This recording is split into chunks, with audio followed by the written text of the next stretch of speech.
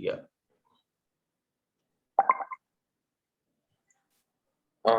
Perkenalkan, kami dari kelompok 4 akan menjelaskan tentang improving occupational safety, health, and risk management. Anggota kelompok kami terdiri dari Gibran Maturbong, William Nathanael, dan saya Giovanni Weber.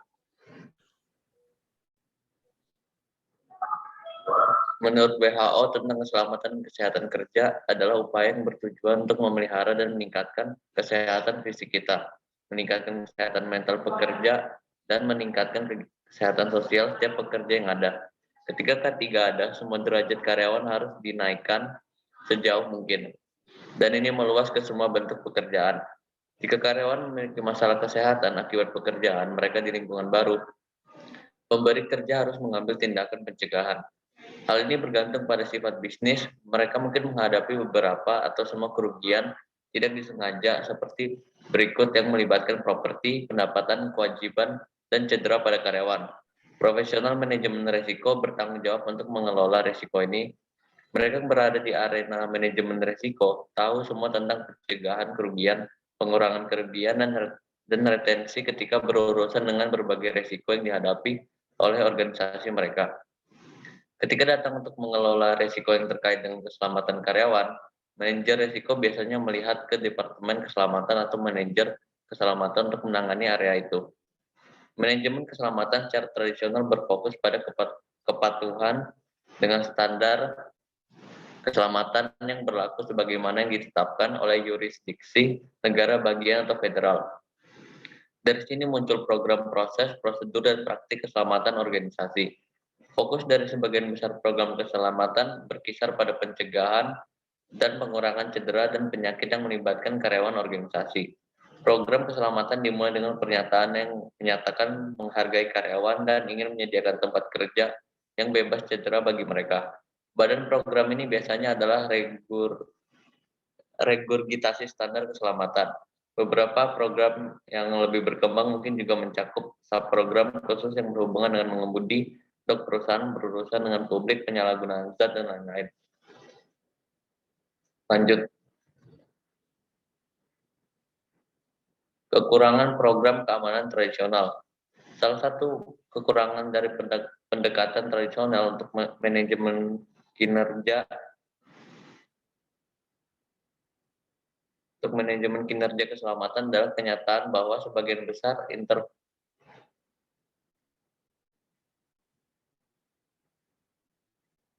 intervensi utama berasal dari evaluasi data mengenai kecelakaan dan cedera tahun sebelumnya yang dialami oleh angkatan kerja. Sumber informasi ini berasal dari laporan investigasi kecelakaan internal atau data yang disediakan oleh pialang atau operator asuransi. Analisis ini kemudian menetapkan intervensi yang akan digunakan selama setahun mendatang untuk mengurangi kecelakaan dan cedera yang diakibatkannya. Masalah tambahan dengan manajemen keselamatan tradisional secara umum berkaitan dengan metrik pengukuran kinerja keselamatan yang paling umum melibatkan berapa banyak insiden yang terjadi selama periode 1 tahun.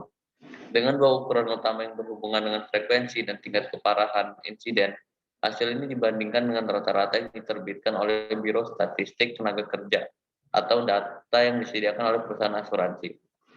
Masalah terbesar adalah bahwa ini adalah metrik hasil dan tidak memberikan informasi apapun yang mengidentifikasi cara atau metode untuk implementasi perbaikan, dan yang lebih penting, metrik tersebut tidak membantu dalam penerapan strategi.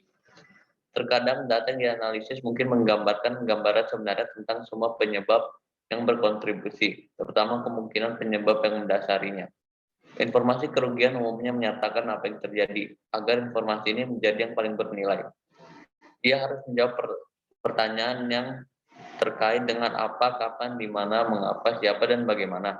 Untuk sampai ke akar masalah, kata-kata ini mungkin harus ditanyakan beberapa kali, terutama mengapa.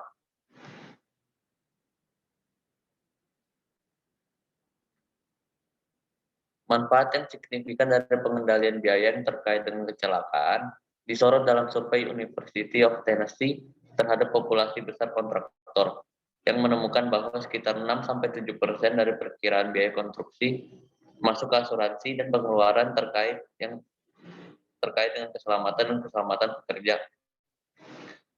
Kecelakaan kontraktor yang sama ini melaporkan keuntungan aktual 1,5% dari proyek yang sama. Seharusnya terlihat jelas bahwa pengurangan kecil dalam biaya yang terkait dengan keselamatan pekerja akan secara signifikan meningkatkan margin keuntungan kontraktor ini.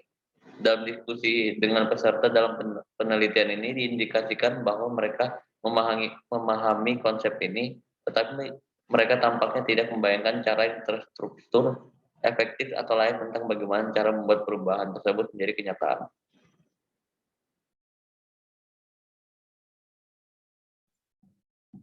Pendekatan holistik. Hal ini membutuhkan perubahan paradigma yang signifikan. Organisasi perlu melihat keselamatan secara lebih holistik sebagai bagian terintegrasi dari aktivitas organisasi dalam setiap upaya yang terkait dengan operasi bukan sebagai fungsi yang terpisah dan independen. Jika organisasi serius dalam menjaga bebas cedera karyawan dan mengendalikan biaya terkait, maka mereka tidak hanya perlu melihat karyawan, tetapi yang lebih penting, lingkungan kerja fisik, dinamika manusia, sistem manajemen, gaya kepemimpinan pengawasan, budaya organisasi, dan iklim. Semua ini dalam satu atau lain cara mempengaruhi motivasi, keterlibatan, perilaku, kepuasan kerja, dan keputusan yang mereka buat, yang terkadang dapat menyebabkan insiden, cedera, atau kerugian. Contoh perusahaan yang mengembangkan kesehatan, keselamatan kerja, dan manajemen risikonya adalah PT Total Bangun Persada Tbk. Kasus yang terjadi di PT Total Bangun Persada Tbk adalah sebuah insiden terjadi di salah satu proyek kami ketika pin terjatuh akibat kecerobohan yang terjadi pada saat pembongkaran passenger hoist yang menyebabkan kerusakan sebuah kendaraan. Namun kemudian hal ini merubah insiden menjadi tragedi traumatis bagi penumpang yang berada di dalam kendaraan tersebut, yang disebabkan oleh respon yang sangat lambat yang semestinya dapat dilakukan segera. Insiden ini tidak menimbulkan korban jiwa dan perhatian kami hanya fokus pada kerusakan yang bersifat material saja. Hal ini lebih fokus pada agenda lain dan tidak melihat tragedi tersebut dengan pemahaman yang sangat serius. Tragedi ini benar-benar telah membuka mata, hati, dan pikiran kami bahwa sekecil apapun insiden tidak dapat dianggap remeh. Setiap insiden harus segera diatasi, baik material maupun non-material. Ini merupakan pembelajaran yang besar bagi kami untuk menjadi lebih baik dan lebih sadar terhadap keselamatan orang-orang di sekitar kita, layaknya seperti keluarga kita sendiri dan orang-orang yang kita cintai. Dikarenakan terdapat hubungan industrial yang kuat antara PT Total Bangun Persada Tbk dan para karyawan atau pekerjanya, PT Total Bangun Persada memiliki keinginan untuk menjamin hak dan kewajiban karyawannya sesuai dengan peraturan yang terdapat di Undang-Undang Negara dan peraturan perusahaan. PT Total Bangun Persada memiliki beberapa program di dalam bidang ketenagakerjaan. Program-program tersebut adalah sumber daya manusia. PT Total Bangun Persada Tbk merekrut semua tenaga kerjanya dengan adil, yang dimana PT Total Bangun Persada Tbk tidak merekrut para tenaga kerja atau karyawannya dengan melihat latar belakang, ras, agama, suku, dan antar golongan, ataupun dengan status sosialnya. Proses yang dijalani para calon pekerja selama perekrutan dilakukan dengan transparan, menjunjung tinggi kesetaraan, dan tidak melakukan diskriminasi terhadap calon pekerjanya.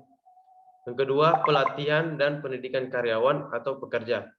PT Total Bangun Perkasa Tbk selalu melakukan pelatihan pendidikan terhadap para karyawan dan pekerjanya, agar kualitas sumber daya manusia dari perusahaan tersebut terus meningkat. Pelatihan dan pendidikan ini dilakukan perusahaan tersebut dengan bertahap sesuai dengan posisi tertentu. Untuk meningkatkan proses pelatihan dan pendidikan perusahaan tersebut agar lebih baik lagi, PT Total Bangun Perkasa Tbk telah membuka dan meresmikan sebuah lembaga yang bergerak di bidang pelatihan dan pendidikan yang diberi nama Total Construction Institute. atau yang biasa disingkat dengan TCI PT Total Bangun Persada Tbk memiliki keyakinan bahwa lembaga pelatihan ini bisa memenuhi kebutuhan perusahaan untuk memiliki sumber daya manusia yang berkualitas dan berkompeten dalam bidang konstruksi. Penjelasan selanjutnya akan dijelaskan teman saya bernama William Nathanael.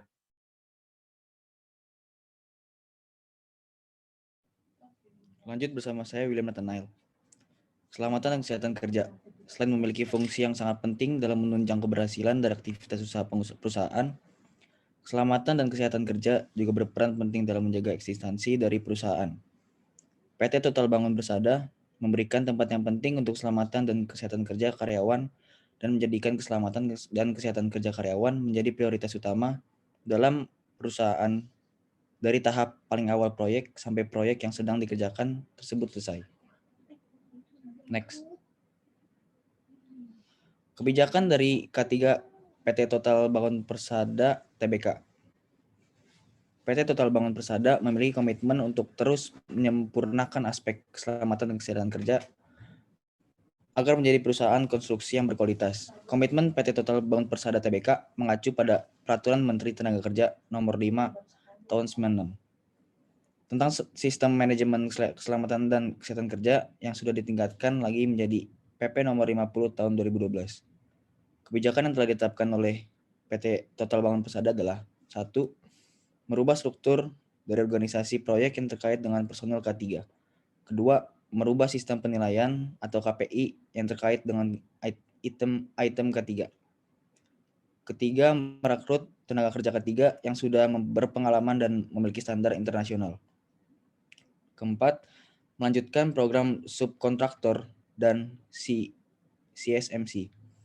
Yang kelima, menambah jumlah dalam pelatihan K3 baik yang memiliki sertifikasi staff ataupun craft training untuk para pekerja termasuk para subkontraktor.